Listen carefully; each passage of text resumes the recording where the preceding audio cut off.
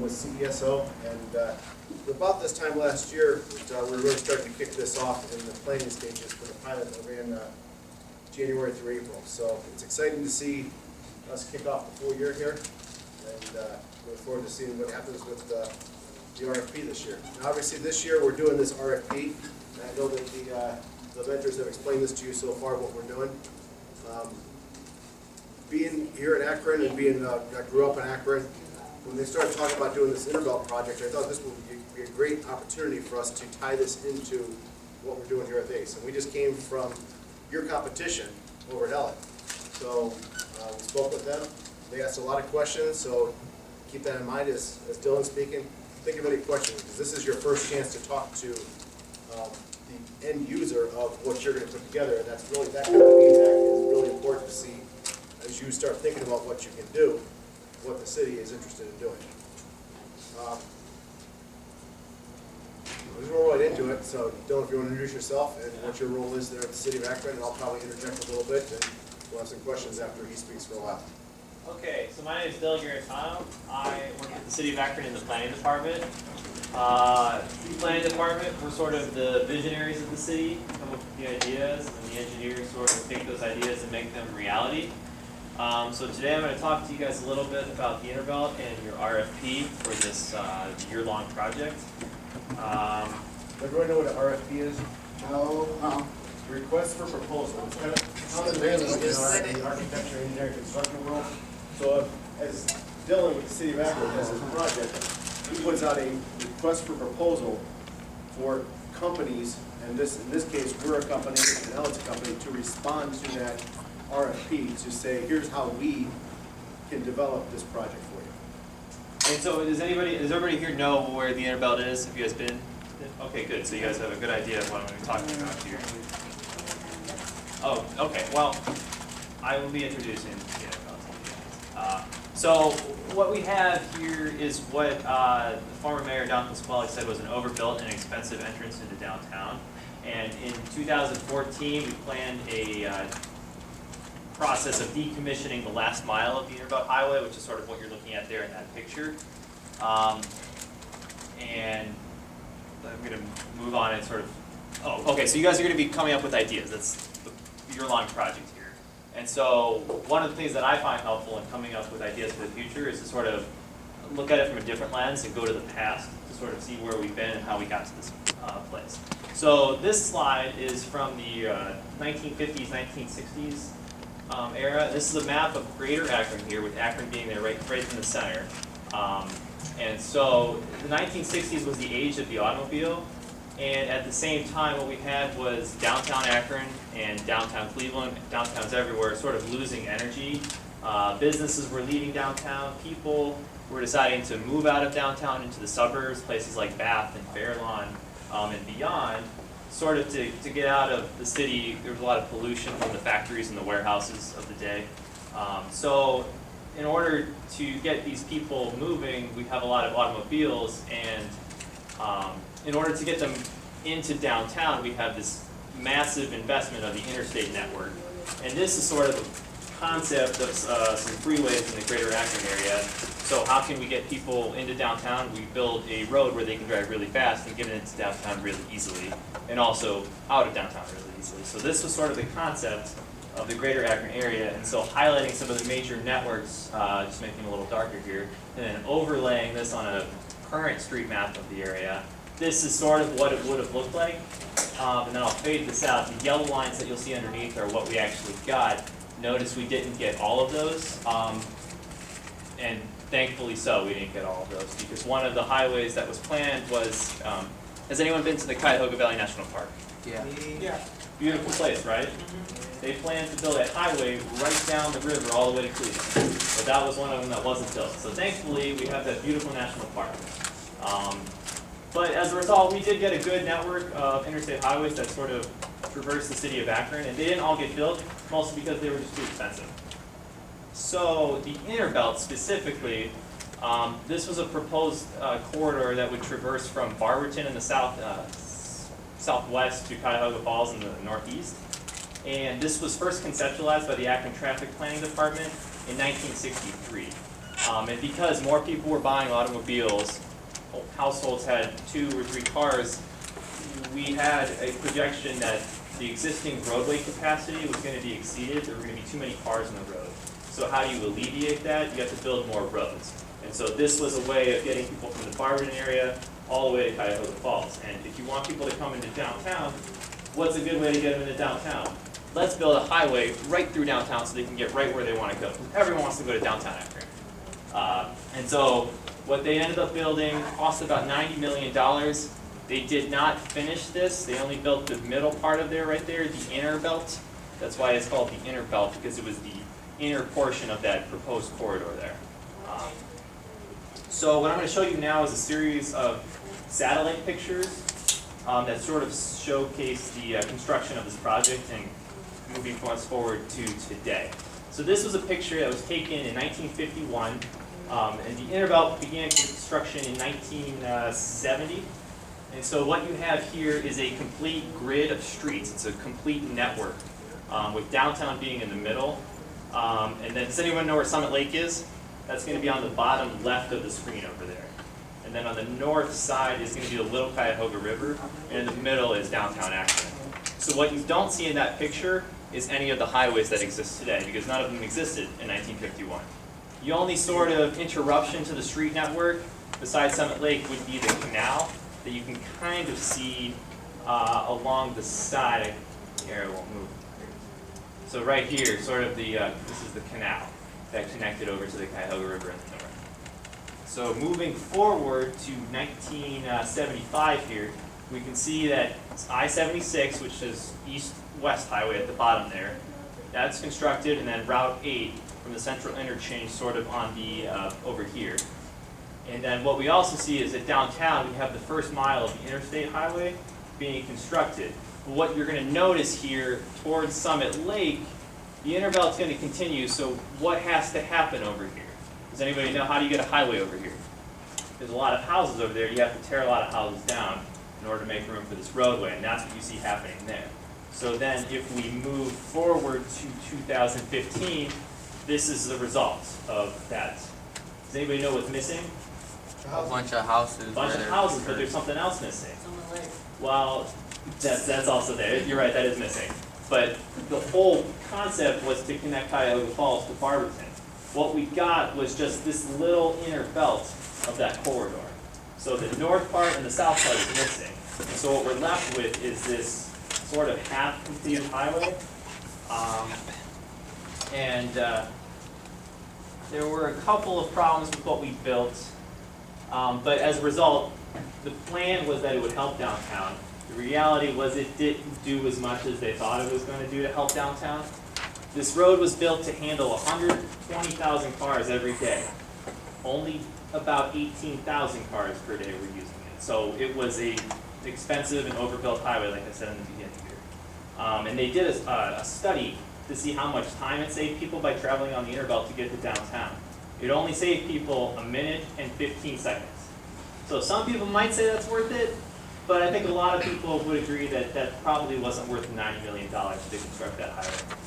One of the considerations going into this too is that over time, highway systems have a lifespan. And it takes a lot of money to go back and start rebuilding bridges and redo the highway, et cetera. So as they started looking at the lifespan of the highway, how much money do we put into this, but it's not used that much. So, for example, like, what if an accident happens on the one where, not where it goes in the curve up to downtown, but an accident happens there, they block off that section where you have to go on that one, wouldn't that be left with all the turn over the accident to go on that way? You're not following me. Okay, so, Like a deed. yeah, like a deed, like the inner belt wouldn't be still open, there'd be no accident, but there was an accident on there, so it would block off that section, so Okay. you have to go there, so we get into the accident.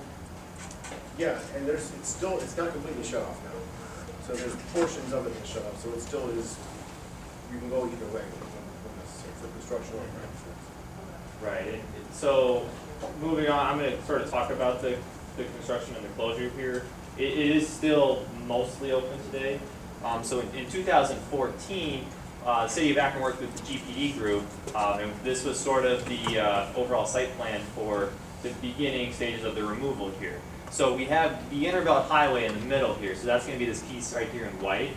So we're gonna close this part. Alright, so we have traffic that's flowing north-south there, so what are we gonna do? Well, we have these on-ramps that are in black here, that parallel the freeway here. So we're gonna use those are already one-way, so we're just gonna move the traffic that would be down here up there, and what's left is this empty space in the middle. So that's what we got here.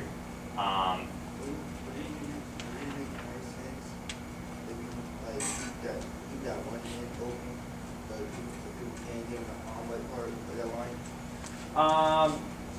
Well, no, because the idea is to sort of remove the highway completely.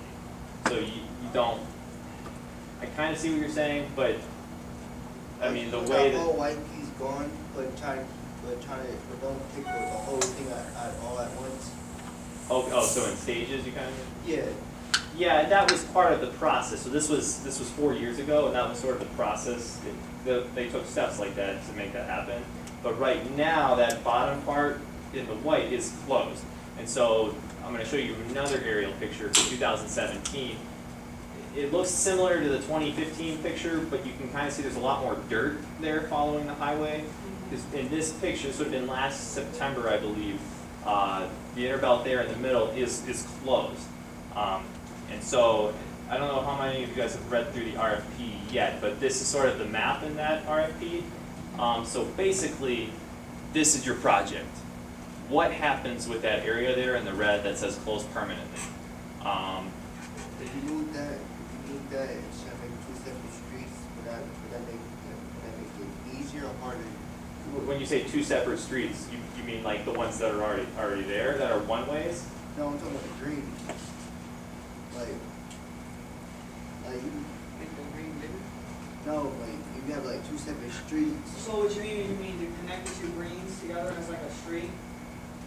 No, because that we consider a highway again. I'm saying if you just take out the red piece and keep the green pieces there, would that be not much easier? Well, that is what happened. I mean, that red piece really, technically, consider that as not being there, right? That's your blank canvas. Those green spaces around it, those are roadways, and right now they're one-way roads. So it might be a little confusing because the highway was removed, but the cars can still travel the same direction. I know that seems like it might be an oxymoron, Yeah, but so they basically took the concrete out of this red area. It's mostly dirt now. mostly dirt, But but cars go this way on this part Mhm. and this way on this part. So one of the challenges we have with this now is we want to do something down here that's cool, maybe park, maybe businesses, retail, housing. a little bit But of all of it. you've got some challenges though, because now you've got these roads that you have to kind of get past. The other challenge with it is that And bridges. bridges, tunnels, there's different options, that's where you guys can consider options. The other challenge is that this red part here sits down probably about 20 feet down. So it's sort of like a bowl. So you have the roadways that were sort of up on top, and then down in the valley, A little that's canyon. where the Interbelt would have been. So- So you have some geographic topography issues there. So, if you were to build something down there, how are people gonna get to it? Because there is no, You can make a tunnel and then you can make it a parking lot. well, we would hope to not see parking lots. So what we would like to see, I think, and sort of might help you guys with some of your ideas, is something that really connects the downtown, because the downtown area is right here to the south. This is Canal Park here by the arrow, this is Lot 3, just for reference. This is downtown Akron, and then we have some neighborhoods up here. So something that sort of ties the two together nicely.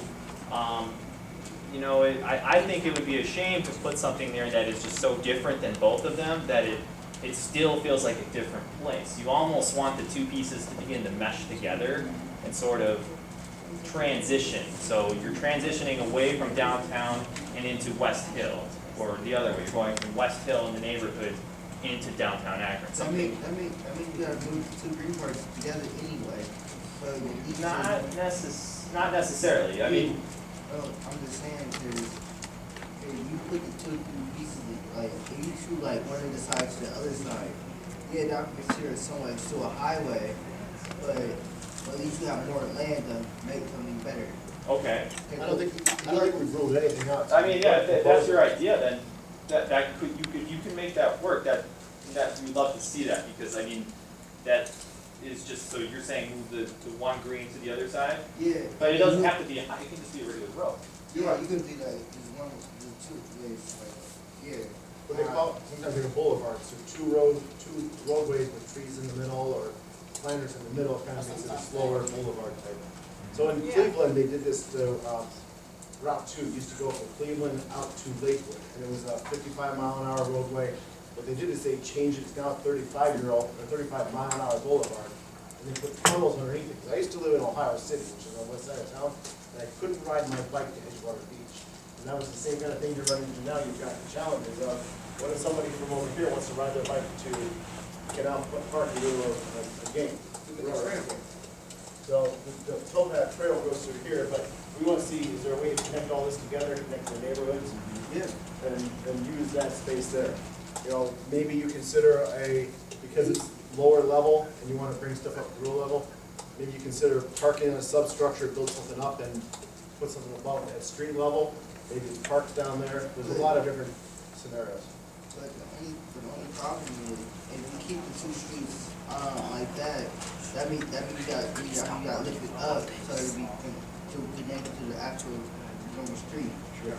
But the only problem with that is what's under it. It's still another street under it or no? It's just plain dirt. So right now, it's in the red part, it's right there, it's dirt, they're taking the street, the road is out, but we can put whatever we want in there. Right. Any question over here?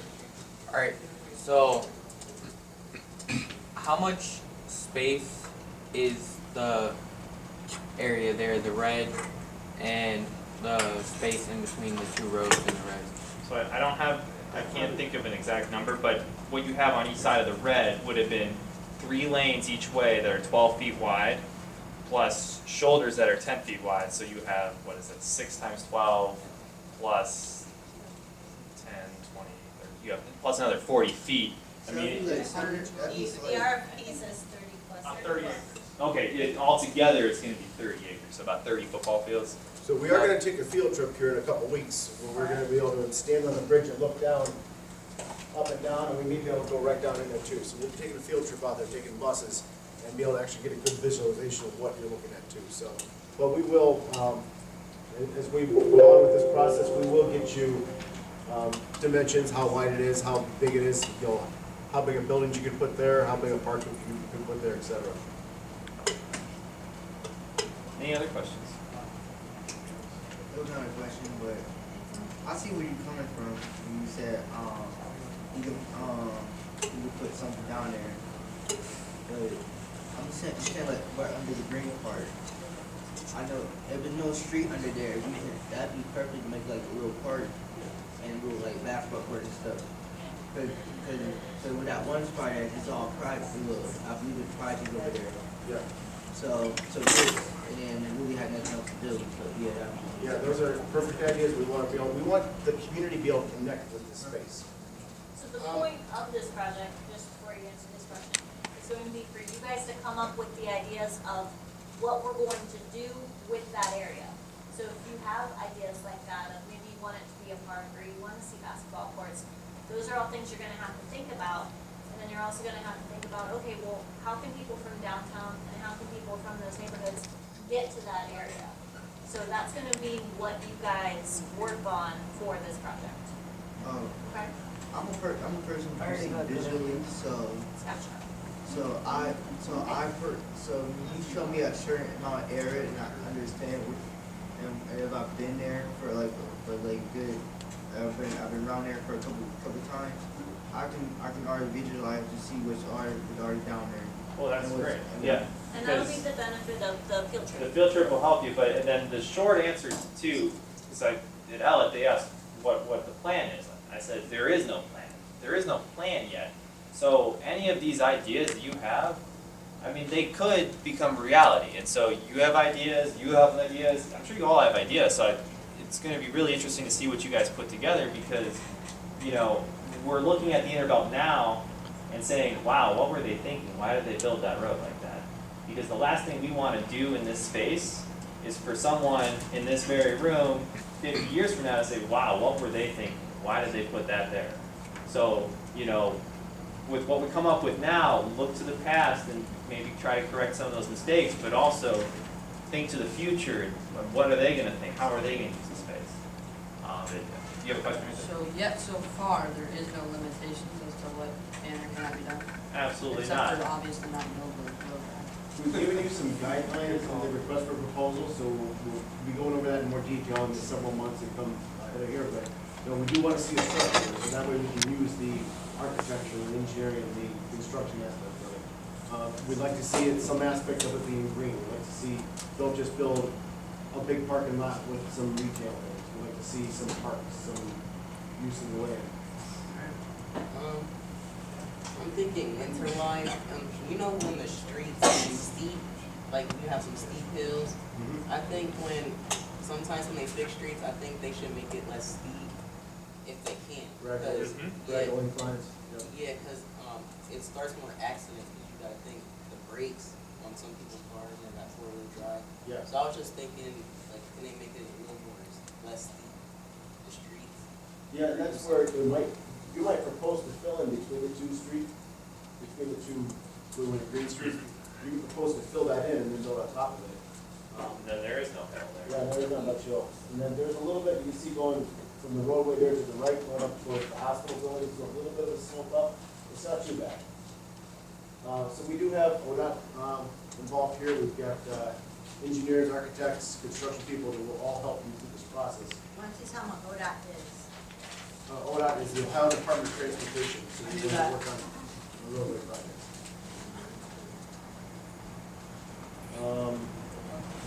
What else? We talked about the challenges.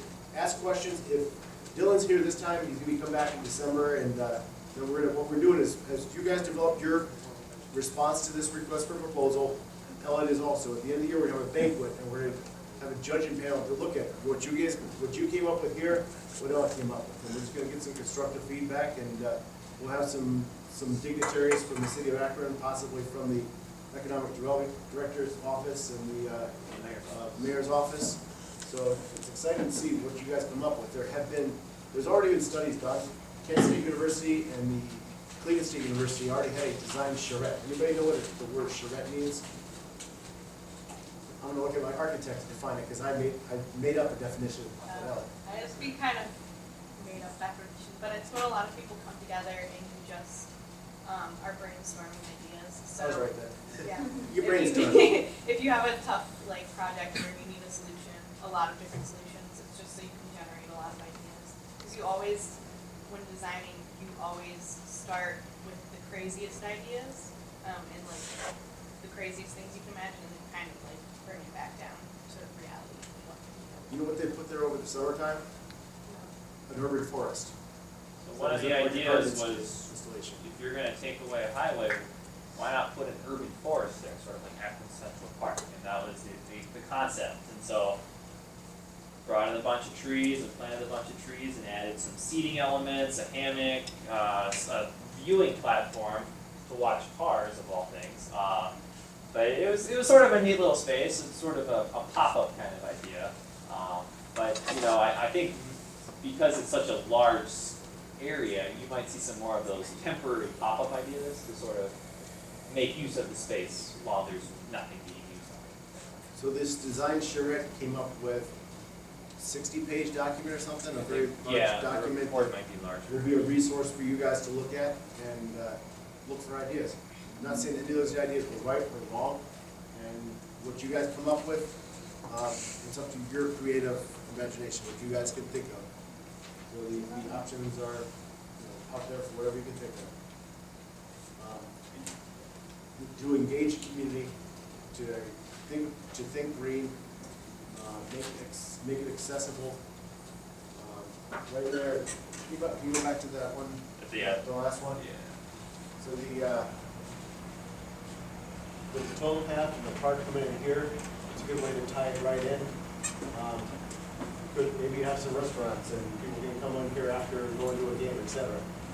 A destination for people riding their bikes. There's a Wicked Lizard down in Peninsula. It's a huge destination for people riding their bikes to go grab a bite to eat, grab a drink.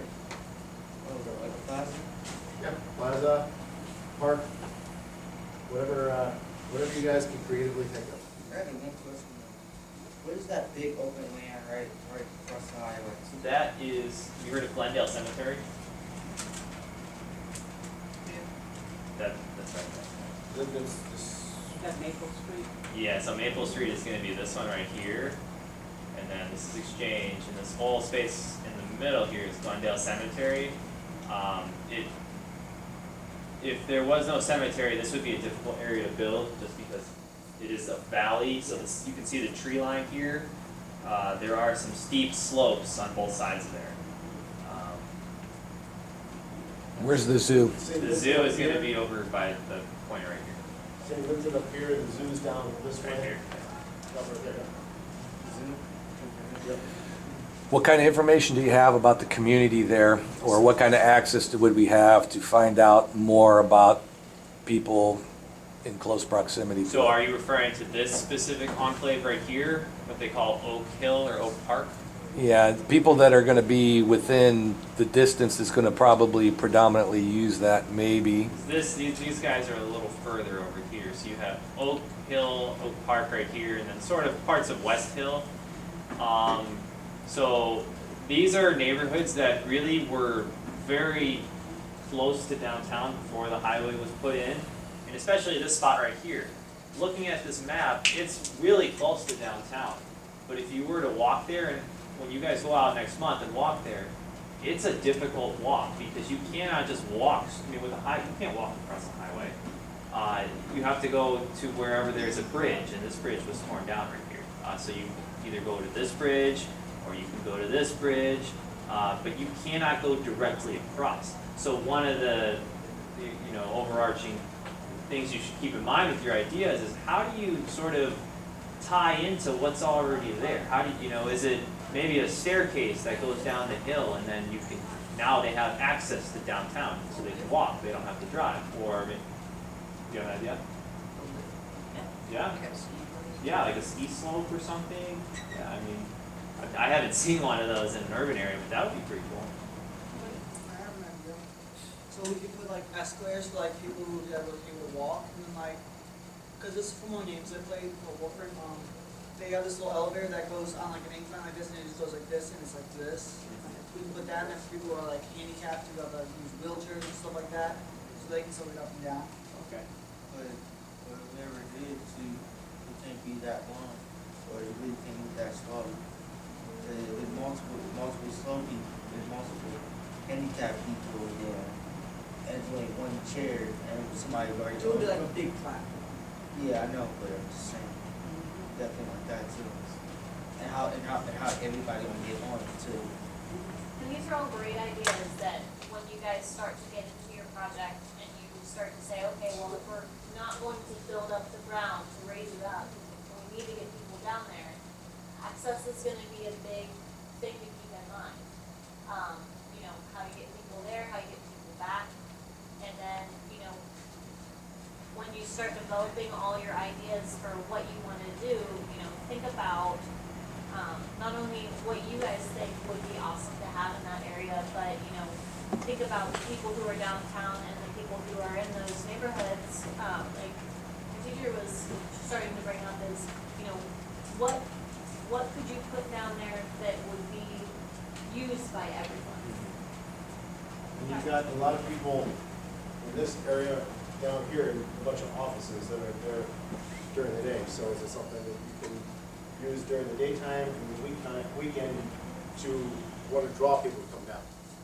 It could be a. The store right there. If you think about it, a lot of kids don't want to barely use parks unless they're little kids, and so 9 out of 10, rarely with kids out there. We can really put a job down there, like a little tiny corner store or something. make sure you're writing down these ideas, because you will forget your own ideas, I do that all the time. Well, I don't, Yeah, make sure you write your ideas down. ideas pop in my head when I'm watching Yeah. so. So a good way to track those, just so you guys know, we got that Google Classroom